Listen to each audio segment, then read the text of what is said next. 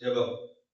ஆதியும் அந்தமும் அல்பாவும் ஒமேகாவும் முந்தினவரும் பிந்தினவரும் இருக்கிறவரும் இருந்தவரும் வருகிறவருமான திருவுள்ளம் பற்றின சர்வ வல்லமையுள்ள ஆண்டவராய இயேசு கிறிஸ்துவே, உண்மை துதிக்கிறோம் துதிக்கிறோம் துதிக்கிறோம். ஆண்டவரே, உம்முடைய சிலுவை வார்த்தைகளே நாங்கள் இங்கு ஒருமனப்பட்டு தியானித்துக் கொண்டிருக்கிறோம். ஆண்டவரே, அவை எங்களுடைய வாழ்க்கையில் கிருபை புரிதல்ல வேண்டும் என்று எல்லாம் உள்ள இறைவனை உண்மை கெஞ்சு மன்றாடி கேட்கப்படுகிறோம். ஜீவனுள்ள பிதாவே, ஆமென். ஆண்டவராய இயேசு சிலுவையில் முடிந்த 7 வார்த்தைகளில் நாம் இப்பொழுது பார்க்கக்கூடிய வார்த்தையானது 3ஆம் வார்த்தை. யோவான் 19:26-27 வாசிங்க. அப்பொழுது இயேசு தம்முடைய தாயையும் அருகே நின்ற தமக்கு அன்பாயிருந்த சீசனையும் கண்டு தம்முடைய தாயை நோக்கி, ஸ்திரீயே, அதோ உன் மகன் என்றார். பின்பு அந்த சீசனை நோக்கி, அதோ உன் தாய் என்றார். அந்நேரம் முதல் அந்த சீசன் அவருடைய கல்யாணமாய் ஏற்றுக்கொண்டார். இந்த வார்த்தை நம்ம பார்க்கும் பொழுதே தெரிகிறது, இயேசு உறவை பற்றி, அரவணைப்பை பற்றி பேசியிருக்கிறார். பொதுவா செய்தி எந்த விஷயம் முடிச்சாலுமே 10 நிமிஷத்துல இருப்பது ஒரு கடினம். இதுல உறவை பத்தி பேசுறது 10 நிமிஷத்துல 15 நிமிஷத்துலன்றது கொஞ்சம் கடினமான விஷயம் தான். எப்பயுமே நம்ம பேச வரக்கூடிய செய்திகள்ல சில கஷ்டப்போனாலும் எந்த ஏன் என்னை கேட்டிருக்கோம் வாஸ்தவம். அந்த செய்தியும் கொஞ்சம் கடினமானதுதான். இது உறவுகள். இதுக்கு உதாரணம் சொல்லணும்னா, ஒரு ஃபங்க்ஷன்ல நடத்துறவங்களுக்கு இன்விடேஷன்ல எதை வேணுமாலும் எழுதிடுவாங்க. அந்த கடைசியில உறவினர்களுடைய வரவேற்புன்னு போறதுல 8 பக்கம் வரும். அது அரை பக்கமா மாத்துறது இருக்கிற பாடு பாத்தீங்களா, அது ஃபங்க்ஷன் நடத்துறவங்களுக்கு தான் தெரியும். இப்ப இத ஐயா சொன்னது மாதிரி 10-15 நிமிஷத்துக்குள்ள முயற்சி பண்றேன். 1-2 நிமிஷம் கொடுச்சுன்னா மறந்து போறேன். இப்ப பொதுவா இந்த உலகத்துல எவ்வளவு பெரிய செல்வந்தரா இருந்தாலும் சரி, எவ்வளவு பெரிய பணம் கிடைத்த பதவி பெற்ற நபரா இருந்தாலும், வெற்றியடைய வாரிக்கிட்ட வெற்றி வேந்தர்களா இருந்தாலும் சரி, அவர்களுக்கு உறவோ எதுவும் குடும்பம் அரவணைப்பு எதுவும் இல்லாமல் அவர்கள் தனித்து காணப்பட்டால் அவருடைய வாழ்க்கை வெறுமையானதாகத்தான் காணப்படுமே தவிர மகிழ்ச்சி சந்தோஷம் என்பது இருக்காது. அதனாலதான் ஆண்டவராய இயேசு ஒரு மனிதனுக்கு துணை ஒன்று தேவை என்று உறவை ஏற்படுத்துகிறார், அரவணைப்பை ஏற்படுத்துகிறார். ஆதியாகமம் 2:18 எடுத்து வாசிங்க.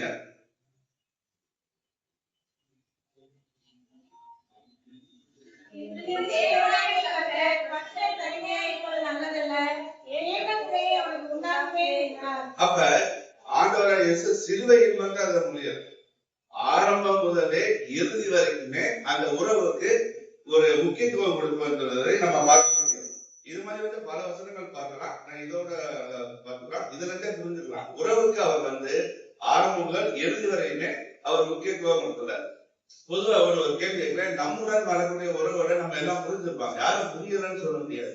ஆனா 100% புரிஞ்சிருக்கேன். என்னால என் உறவுகளை முழுமையா புரிஞ்சுக்கிட்டு எனக்கும் என் உறவுக்கும் எந்த வித பிரச்சனையும் வந்தது கிடையாதுன்னு சொல்லக்கூடிய யாராவது இருக்கீங்களா? அது முடியாதுன்றாங்க. ஒரு 98% அது புரிஞ்சுக்கிட்டு நம்ம முடியாது, அத முயற்சி பண்ணாலும் அது கஷ்டமான விஷயம். அதுக்கு ஒரு உதாரணம் சொல்லலாம். ஒரு நடந்த சம்பவம் தான். ஒரு தந்தை இருக்கார். அவர் படிக்கிற காலத்துல 3 கிலோமீட்டர் ஸ்கூலுக்கு நடந்து போய் ஓடை இல்லாத ஓட்டு பள்ளிக்கூடத்துல படிச்சு, மண் தரையில படிச்சு, அரச மரத்துல படிச்சு, வேப்பமரம், நானே படிச்சிருக்கேன், எங்க ஸ்கூல்ல வேப்பமரம் தரையில தான் படிச்சேன். அப்படிலாம் படிச்சு கஷ்டப்பட்டு ஒருத்தர் வந்திருக்காரு. அவர் பிள்ளைய அந்த மாதிரி எந்த வித கஷ்டமும் படக்கூடாதுன்னு நல்ல பில்டிங் ஸ்ட்ரக்சர் உள்ள ஸ்கூல் 3 கிலோமீட்டர் அவர் நடந்து போல ஒரு நல்ல ஒரு வாகனத்தை அரேஞ்ச் பண்ணி நல்ல building chair table bench fan எல்லாம் இருக்கக்கூடிய ஒரு தரமான ஸ்கூல்ல படிக்க வைக்கிறாரு.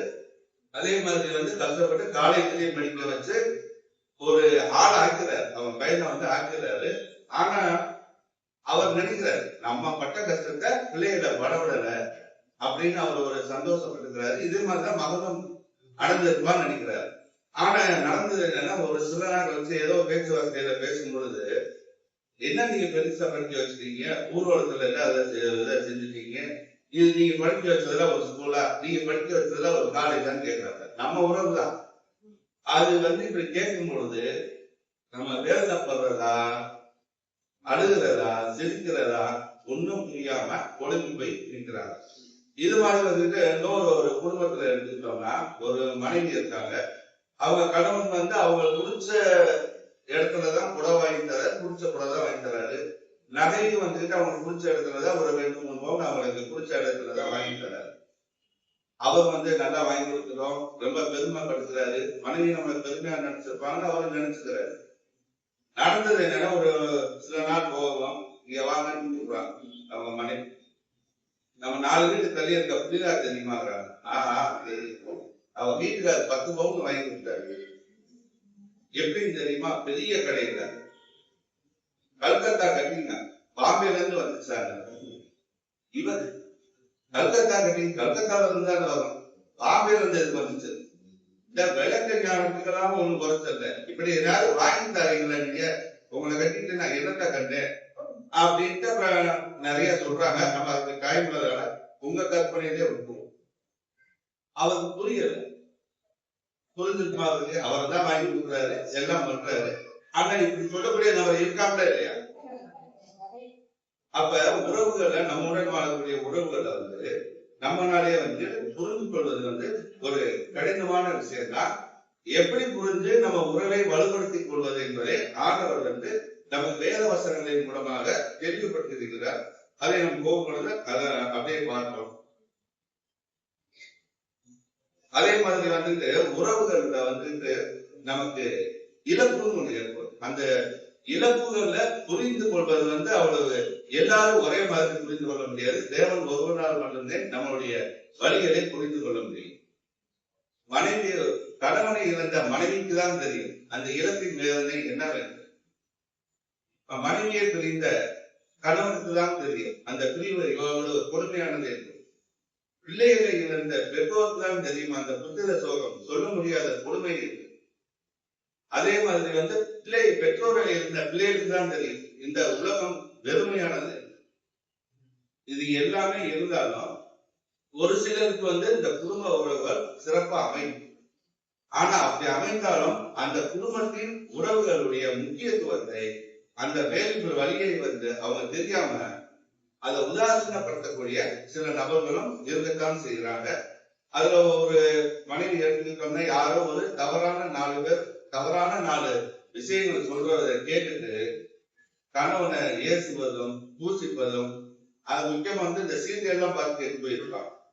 கணவனை வந்துட்டு மட்டமா பேசுவது, அலட்சியப்படுத்துவது, இந்த மாதிரி இருக்கிறது நிறைய வந்து இருக்கு. அதே மாதிரி கணவன் பார்க்கல அப்படித்தான் தப்பா புரிஞ்சுக்கிட்டு மனைவியை சந்தேகப்படுவது, அடிப்பது, கொடுமைப்படுத்துவது, தவறான பேச்சுகள் பேசுவதுன்னு அவங்க வந்துட்டு இந்த மாதிரி செய்யக்கூடியவங்க தான். ஐயா சொல்வதை முன்னிட்டு இந்த 2 டாபிக்கையும் நான் டீட்டெயிலா பேசுனேன்னா அது தனியா, அது இன்னொரு நேரம் வரைக்கும் கூட பார்ப்போம். 3வது நம்ம பார்க்கக்கூடிய விஷயம் தான் முக்கியமான விஷயம். இயேசு சொன்ன 3வது வார்த்தையில் முக்கிய கருவம் அதுதான். பெற்றோர்களை பிள்ளைகள் மதிக்காமல் இருத்தல், கனப்படுத்தாமல் இருத்தல், உதாசீனப்படுத்துதல், அரவணைக்காமல் இருத்தல். அது மட்டும் இல்லாம இப்படியே வந்துட்டு நாளடைவில் அந்த பெற்றோருக்கு முதிர் வயது வரும்பொழுது என்ன செய்யறாங்கன்னா அப்படியே முதியோர்கள் தள்ளி விட்டுறாங்க. நிறைய பேர் அதுல கூட வந்து தள்ளி விடுறது கிடையாது, வெளியே அனுப்பி விட்டுறாங்க. இது தேவனுக்கு விருப்பம் இல்லாமல் இருக்கின்றது. முதியோர்களை பார்த்தீங்கன்னா இந்தியாவில் வந்து 1000க்கு மேல இருக்கு. 1,00,000க்கு மேற்பட்ட முதியோர்கள் சேர்க்கப்பட்டிருக்காங்க. கேரளா முதல் இடத்துல இருக்கு, தமிழ்நாடு 2வது இடத்துல இருக்கு. இன்னும் 10 வருஷத்துல வந்து 3 மடங்கு அதிகமாகும் சொல்லியிருக்காங்க. இயேசு அதை வந்து அது விருப்பம் இல்லாதவராக இருக்கிறார். அதுக்கு நம்ம மார்க் 7ல வந்து 11, 12 2 வசனங்களை வாசி.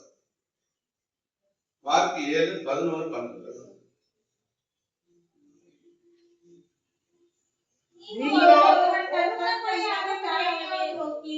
உனக்கு நான் செய்யத்தக்க உதவி எது உண்டோ அதை பொன்மான் இவன் காணிக்கையாக கொடுக்கிறேன் என்று சொல்லிவிட்டான். அவனுடைய கனவை தீர்ந்தது என்று சொல்லி அவனை இனி தன் தகப்பனுக்காகவது தன் தாய்க்காவது யாதொரு உதவியும் செய்ய விடாமல் நீங்கள் போதித்த உங்கள் பாரம்பரியத்தினால் தேவ வசனத்தை அவமாக்குகிறீர்கள். அதாவது இயேசு வாழ்ந்த காலகட்டத்திலே யூதர்கள் வந்து அவங்களுடைய வாழ்க்கையில வந்துட்டு ஒரு வழக்க முறை வச்சிருந்தாங்க. என்னன்னு பார்த்தோம்னா, நம்மளுடைய பெற்றோர்களை நமக்கு கவனிக்க விருப்பம் இல்லை என்றால் தேவாலயத்துக்கு சென்று ஐயாவை பார்த்து ஒரு குறிப்பிட்ட அமௌண்ட்டை செலுத்தி விட்டோம்னா நம் பெற்றோர்களை வெளியாக்கி விடலாம். எந்த நிர்பந்தமும் கிடையாது. அவர்களை நாம் பாதுகாக்க வேண்டும் என்ற நிர்பந்தம் கிடையாது. இதை தேவன் வெறுப்பவராக இருக்கின்றார். அதை மாற்ற வேண்டும் என்று நினைக்கின்றார். அதுக்குதான் சொல்றாரு, அவருடைய வசனத்தை விலாசினப்படுத்துவர்களை அவமாக்குகிறீர்கள் என்று சொல்றார். அப்ப இயேசுடைய முக்கிய நோக்கமே என்னன்னா, பிள்ளைகள், முக்கியமாக சொல்லக்கூடியது பிள்ளைகள் பெற்றோருக்கு கீழ்ப்படிய வேண்டும், கனப்படுத்த வேண்டும். அதுவே என் கட்டளை, அதுவே நியாயம் என்கிறார். எபிரேயர் 6:1 வசனத்தை மட்டும் வாசிங்க. பிள்ளைகளே, உங்கள் பெற்றாருக்கு கர்த்தருக்குள் கீழ்ப்படியுங்கள், இது நியாயம். இதுல நீங்க பாத்தீங்கன்னா பிள்ளைகளே பிள்ளைகளேன்னு கமா போடுறாரு. நேருக்கு நேரம், அதாவது நம்ம நேருக்கு நேரம் சொல்றதுல நம்ம தாதாசர் அடிக்க சொல்றாரு. பாயிண்ட் டு பாயிண்ட், 1 to 1, நேருக்கு நேரம் நெட்டுக்கு வைக்கிற மாதிரி. ஏன்னா பிள்ளைகள் விவரம் என்ன பண்ணிடுவாங்க, இது யாரோ வேற உறவுக்கு சொன்ன மாதிரி இருக்கு இந்த வசனம், எங்களுக்கு சொன்னதுல எதுவும் சொல்லிடக்கூடாது. பிள்ளைகளை கூப்பிட்டு அட்டென்ஷன் பண்ணி கூப்பிடுறாரு. உங்களுக்கானதான் நேருக்கு நேரம் சொல்றாரு. உங்கள் பெற்றோருக்கு கர்த்தருக்குள் கீழ்ப்படியுங்கள், கட்டளையிட்டாரா, இது நியாயம் என்கிறார். இதுக்கு வேற ஏதாவது எக்ஸ்கியூஸ் கொடுங்க, வேற மாற்றம் எது இருக்கா, அந்த மாற்ற வேற மாற்றம் நம்ம கொடுங்க அப்படின்னு சொல்ற மாதிரி இதை நீங்க செய்தே ஆக வேண்டும். இந்த வசனத்தை கடைபிடிக்க விட்டால் தேவ வசனத்தை நீங்க அவமாக்குவதற்கு சமம் என்று சொல்றார். அப்ப இதை பிள்ளைகள் கடைபிடிப்பது ஒரு நியாயமான ஒன்றாக இருக்கின்றது. நம்மகிட்ட யாராவது ஒரு 2 கோடி ரூபாய் கொடுத்து செலவழிங்கன்னு சொன்னா வாங்கி சந்தோஷமா செலவழிக்க போக மாட்டோம். ஆனா ஒரு கண்டிஷன், வாங்கினீங்க 2 வருஷத்துல மேல அப்டேட் ஆயிருக்கீங்க. இயேசு நமக்கு கிரெடிட்டாக, போனஸாக, பிளஸிங்கா என்ன தரார்னா, பெற்றோர்களை கவனித்தால் 2வது வசனத்தை வசீங்க. உனக்கு நன்மை உண்டாயிருப்பதற்கும் பூமியிலே உன் வாழ்நாள் நீடித்து இருப்பதற்கும் உன் தகப்பனையும் உன் தாயையும் கனம் பண்ணுவாயாக என்பதே. பூமியில நம்ம வாழ்நாள் நீடித்து இருப்பதற்கு அவர் சொல்ற கான்செப்ட் அதுதான். இயேசுடைய முதலாவது கற்பனையாகவும் அது இருக்கின்றது. இதே யாத்திராம் 20:12 சொல்லியிருக்காரு, உன் தேவனாய கர்த்தர் உனக்கு கொடுக்கிற தேசத்திலே உன் நாட்கள் நீடித்திருப்பதற்கு உன் தகப்பனையும் உன் தாயையும் கனம் பண்ணுவாயாக. அப்ப பிள்ளைகள் தெரிந்து கொள்ள வேண்டும், தகப்பன் தாயை கனம் பண்ண வேண்டும். அது தேவனுடைய வாக்காகவும் விருப்பமாகவும் இருக்கிறது. அவர் வசனத்தை மட்டும் சொல்லவில்லை, சிலுவையில் அதை நிறைவேற்றியும் இருக்கின்றார். இப்ப அவர் சிலுவையில் நிறைவேற்றின விஷயத்தை நம்ம பார்ப்போம்.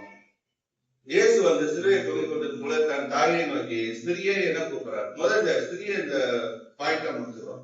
ஸ்திரியே ஏன் சொல்றாருன்னா, அது பல விளக்கங்கள் இயேசு சொன்னதுக்கு காரணங்கள் சொல்லப்படுகிறது. அதுல நான் 2 விஷயங்களை மட்டும் சொல்லி முடிக்கிறேன்.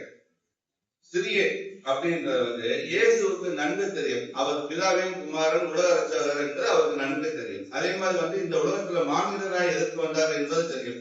அவர் எதுக்கு மாநிலராக தெரியும் இல்லையா? உலக மக்களின் பாவங்களை போக்குறாங்க. அவர் அந்த மாநிலராய் பிறப்பதற்காக வழியாக ஏதுவாக தேர்ந்தெடுக்கப்பட்ட பரிசுத்த ஸ்திரீ தான் மரியாள். அவர்கள் பரிசுத்த மரியாள் என்பதை மெய்ப்பிப்பதற்கும் அவர்கள் உறுதியாக இயேசு ஸ்திரீயின் வித்து என்பதை மெய்ப்பிப்பதற்கும் அவர் ஸ்திரீயேன்னு சொல்றாரு. 2வது காரணம் இயேசு தாய் மகன் என ஒரு சிறிய குறுகிய உறவுக்குள் அவர் அவரை தன்னை அழைத்துக் கொள்ள விரும்பவில்லை. ஏன்னா அவர் உலக ரட்சகர், அவர் உலக பிதாவின் குமாரன். இந்த உலகில் உள்ள அனைவருக்குமே அவர் சகோதரனாக, தலைவனாக, நிறைய இயேசுவை வீட்டிருந்தார். அவர் தலைவனாக, சகோதரனாக, தகப்பனாகவே இருக்க விரும்புகின்றார். மத்தேயு 12:46-50 வாசிக்க வேண்டாம், நானே சொல்லிடுறேன். 50 பரலோகத்தில் இருக்கிற பிதாவின் சித்தத்தின்படி செய்கிறவன் எவனோ அவனை என் சகோதரனும் சகோதரியும் தாயுமாக இருக்கிறார். அப்ப அவர் தன்னுடைய உறவாக நாம் இயேசுவின் உறவாக ஆக வேண்டும் என்றால் பரலோகத்தில் இருக்கிற பிதாவின் சித்தத்தை நாம் செய்ய வேண்டும். அப்பொழுது அவர் உறவில் நாம் வருகின்றோம். இப்ப அவர் சிலுவையில அவருடைய நிறைவேற்றுதலை பார்த்தோம். ஆனால் இயேசு சிலுவையில தொங்கிக் கொண்டிருக்கும் பொழுது தன் தாயை நினைத்து பார்க்கிறார். இயேசு தாயின் கருவறையில் இருந்து சிலுவையில் தொங்கிக் கொண்டிருக்க அந்த நிலை வரை அந்த தாயின் மனநிலை வியாகுலப்பட்டதை, துன்பப்பட்டதை, வேதனைப்பட்டதை அவர் நினைத்து பார்க்கிறார். ஒரு தீர்க்க தரிசன வசனம் இருக்கு. சிமியோன் சொல்லியிருப்பார், உண்மையும் ஒரு பட்டயம் உருவி போகும் சொல்லியிருப்பார். அதையும் நினைத்து பார்க்கிறார்.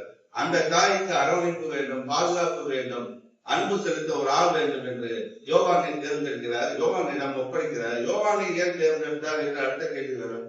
யோவான் இயேசு அந்த ஆபத்து வரையில் சிக்கியவுடன் அவரை விட்டு அவர் கூட இருந்த பொதுமக்கள் அவரை விட்டு சென்று விடுகிறார்கள். அவர்கள் நன்மை பயந்தவர்கள் சென்று விடுகிறார்கள். சீசர்கள் தலைமறைவாகிறாங்க. ஒருத்தர் எஸ்கேப் ஆகி போயிடுறாரு. அவருக்கு அருகில் நிற்கிறாரு யாருன்னா, தாயும் 2 அவங்க சகோதரர்கள் இருந்த மரியாதைகள் நிற்கிறாங்க. தூரமா ஒரு சில பேர் நிற்கிறாங்க. பக்கத்துல யோவான் நிற்கிறாரு. யோவான் ஏன் இவர்கிட்ட கொடுக்கிறாருன்னா, இவருக்கு ஆபத்து வரும் தெரிஞ்சும் ஏன் இவர் போகாம இருந்தாரு? அவர் இயேசுவின் மீது வைத்த அன்பு, அளவு கடந்த அன்பின் காரணமாக அவர் பயம் என்பது இல்லாமல் போகின்றது. அதை எடுத்து வாசிக்கலாம். 1 யோவான் 4:18.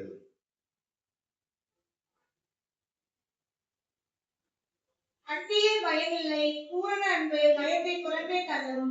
பயமானது வேதனை உள்ளது, பயப்படுகிறவன் அன்பில் பூரணப்பட்டவன் அல்ல. அன்பு இருக்கிறவங்க பயம் இருக்காது. பயம் இருந்துச்சுன்னா நம்ம அன்புல பூரணப்பட்டவங்களா இருக்க மாட்டோம். நான் ஏற்கனவே சொன்ன மாதிரி இந்த அன்புன்ற விஷயத்துல நான் நிறைய டாபிக் எடுத்து வச்சிருந்தேன். அது ஒவ்வொன்றையும் எடுத்துறதே இன்னும் கூட இதை நான் சுருக்கி மொத்தமா சொல்லியிருக்கிறேன். இந்த அன்பு அளவுக்கு அதிகமான அன்பு வைத்து இயேசுவின் அருகிலே யோவான் காத்திருந்த காரணத்தினால்தான் அவருக்கு அந்த வாய்ப்பு கிடைத்தது. மரியாதை தாயாக பெரும் வாய்ப்பு கிடைத்தது. அன்பு என்னென்ன செய்யுன்றத சுருக்கமா இருந்தது.